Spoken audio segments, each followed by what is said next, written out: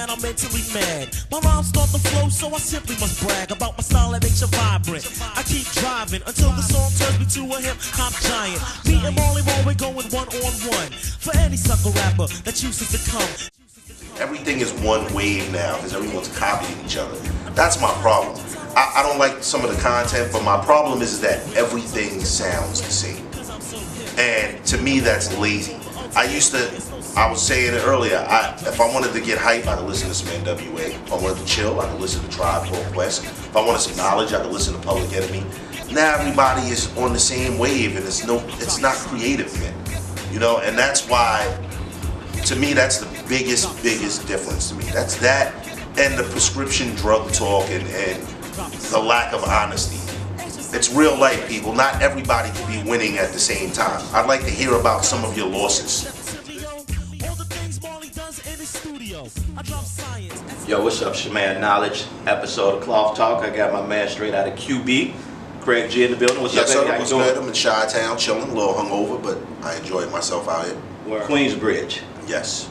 Talk about, I mean, QB has stood the test of time. It's probably one of the most respected, I think it's a project. Yes. Right? So it's one of the most respected spots when you talk about hip hop. Like, what does Queensbridge mean to you, and why do you think Queensbridge has had such an impact on hip hop? Well, I'll tell you the dope thing about Queensbridge is that it's the biggest housing projects in the world, and it was like our own little city.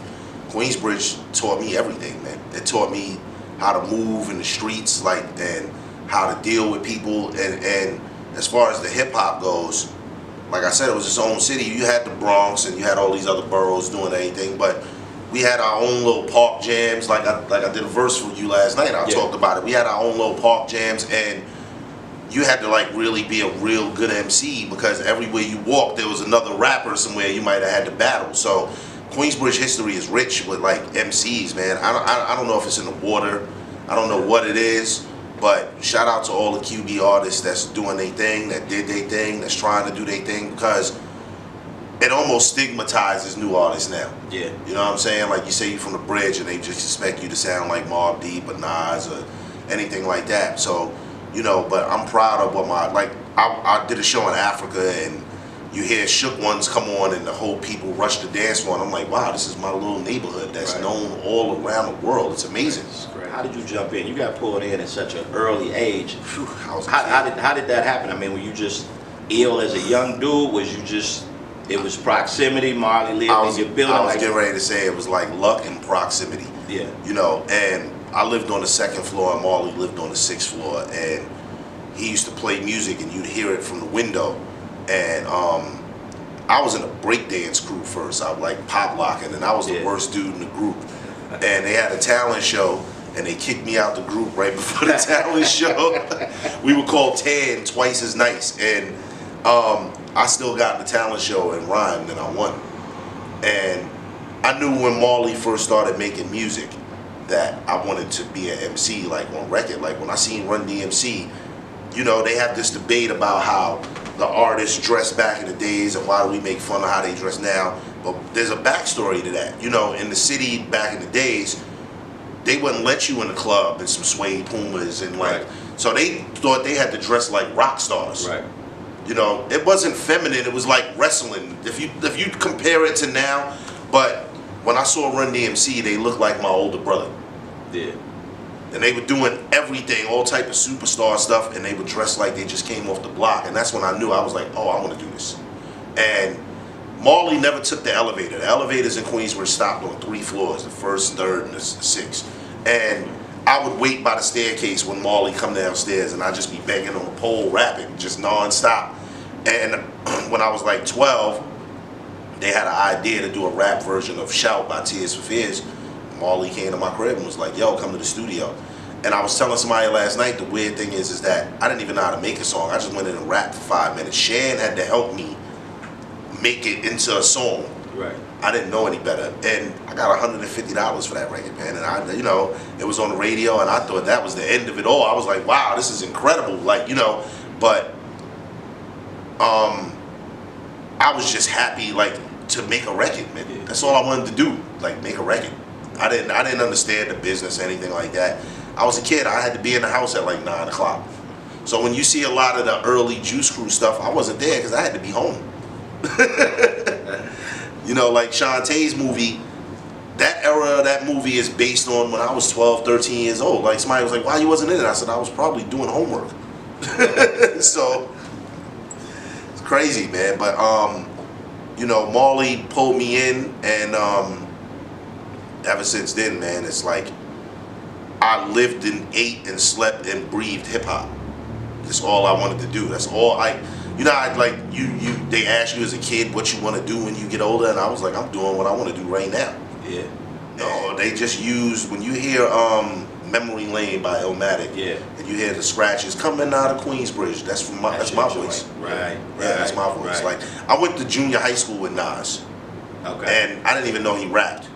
Like, Nas has always been like a laid back, cool dude. Like, I didn't even know he rhymed. Then one day I was at a club and he came out and did live at the barbecue before it was actually a record, and I was like, oh shit, that's Nas. Yeah, he's nice. Right. You know what I'm saying? And he used something from me, and like, you know, I was on the QB Finest album. Yeah. I was on the 41st Side album. Anything with Queensbridge, they always call me and put me in. Shout out to Nas for always mentioning me, shouting me out in Illmatic. You know, I'm just, like I said, Queensbridge is an amazing place, man. With such a concentration of so many great artists.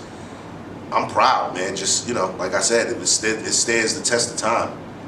No doubt. Like, so the symphony drops, the shit is crazy. Like, after that, what are the moves that Craig G did? I know you had a Cold Chillin' situation. And well, the crazy thing is I was never signed to Cold Chillin'. All that stuff I put out, like Dropping Science, was Marley Marl featuring Craig G. And one, I couldn't sign a deal back then. When the symphony was out, I was 15. It wasn't legal for me to sign a deal. So, me and Ace were really tight. Like when Ace got into the fold, me and Ace hung out. Like, I stayed at his house, knew his mom's, everything. And I used to see the stuff Ace used to go through with Cold Chillin'. They would, like, you know, be like, we got this bill for you, we'll take care of it, and then hit you with like saying you owed them. And I'll never forget, like on Christmas morning, I was like 17, Marley knocked on my door. He was like, yo, I got a Christmas present for you. I was like, what? He was like, yo, I got a deal with Atlantic, I'm gonna give you 50,000. I was like, wow, okay, bet. So that's why I never signed a Cold Chillin'. It was like a give and take thing. My career probably would have been more in the light if I was with Cold Chillin', and if I didn't let Marley talk me into doing all those early hip house records.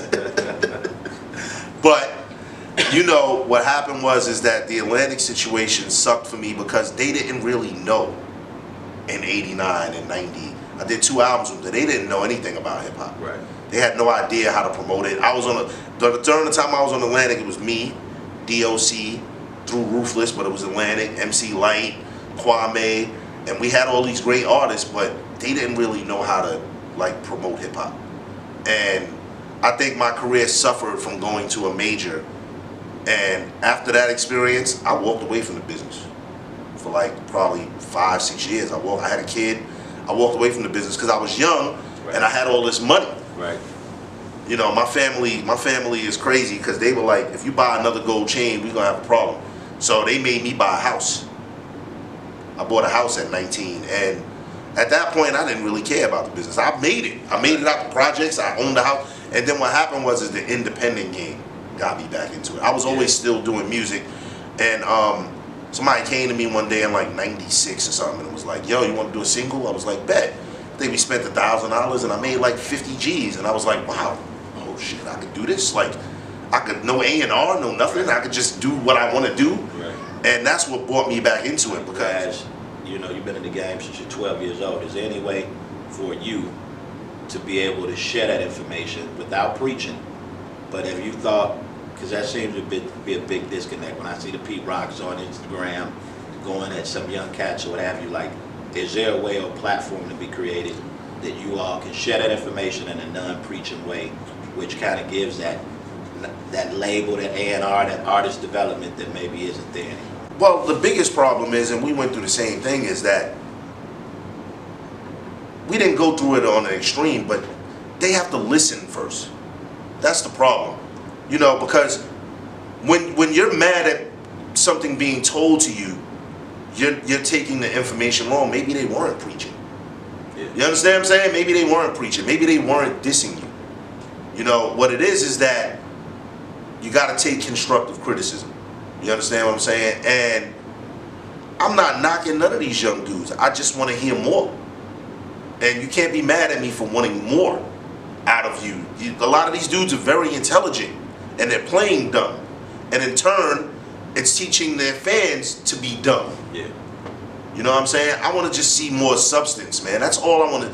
You know, you could be making millions, and you could have lost $1 million yesterday. I want to hear a song about that. Maybe it'll teach these kids how to be responsible with money. Like the thing with Homeboy, what's his name? I think it's Academics. You're making fun of, I don't know this new guy, what is it, 21 Savage? You're making fun of him because he's talking about being responsible with your money? What's wrong with that, man? Right. That's why I loved 444, because Jay actually was talking. There's not a lot of black legacy. Yeah. There's not a lot of people where their kids are going to be rich in the African American community, and I think that should be taught, man. You know, and I would love to sit down. Like I go to schools and talk to kids, and a lot of times they hardly halfway listening to me. You know, we thought we knew everything, but we always listen when somebody older told us something. I miss regional, like I miss like my thing was I loved NWA, I loved the Ghetto Boys, I loved Common. I listened to everything from everywhere. As long as, to me, there's only two types of music: good music and shit music. I don't care where you're from. It's being micromanaged so much now. Trap this, that. Now what we do is called boom bap. It's all under the same umbrella. You know what I'm saying? But to me, the new shit just sounds lazy. Sounds lazy. It's very easy to just be a part of a crowd. It's much harder to do some shit. That's why Eminem was so successful. Because he talked about being jumped and, you know, there's more losers than winners in this world. Not everybody is a millionaire. Not everybody's day is great every day. And I think those people should be talked to. I think the people that go to work and, you know, have a 9 to 5 and they're grinding needs to be talked to. Not everything could be at the strip club, man. This is where the disconnect starts. I believe that we don't treat our musical heroes the same way other genres of music do. No doubt. You know, I've heard stories of like when they have the BET Awards, a new artist won't want to rock with this dude because he'll seem old. But in rock, you know, the Killers would stomp over their own mother to do a show with the Rolling Stones. Right. I just don't want this culture to be so disposable, man. Because there's a lot of great music people have not heard, and there's a lot of great albums and artists people miss because, you know, they get tossed into that old category. And it sucks to me because you're hypocrites. You're all going crazy over this Bruno Mars, Cardi B song, but if somebody made the same song that was from that era, you call it dated. Right. Come on, man. Stop making this so disposable, man. It's a rich history of music that's been going on for 40 years now that gets pushed under the rug when you hit a certain age. It's not a young man's sport because it's music, man. So in your career, you look back, and we try not to live with regrets, but if look at one thing that you might have did a little bit differently.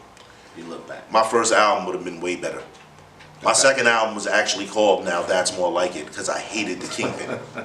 I hated it, but what it was I was young and I just was taking direction. Shout out to Master Ace, because Master Ace was like the first dude that showed me, listen, man, you don't have to follow everything that's being told to you. You can just go into your own zone and start doing your own thing and creating your own. I was actually lucky because most people probably wouldn't recover from a first album like mine. I hated my first album, but I was always known to be a nice MC. He does in his studio. I drop science as if I was Butterfingers, and I know there's not another singer in this lifetime.